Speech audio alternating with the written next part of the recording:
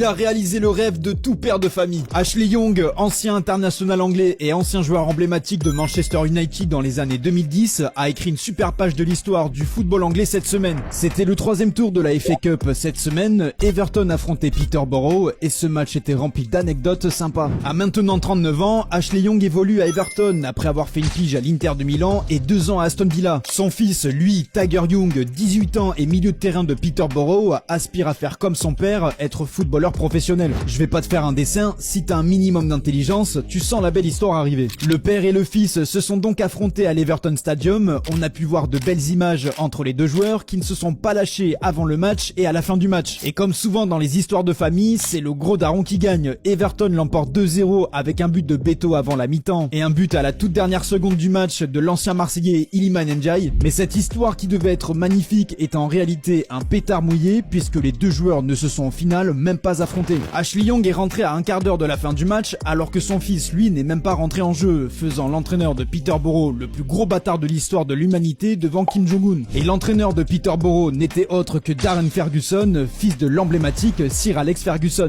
Un choix qui n'avait pas trop l'air de les avoir dérangés, mais cher Darren, pour la beauté du geste, t'aurais pu faire rentrer le jeune Tyler pendant 10 minutes pour la belle histoire.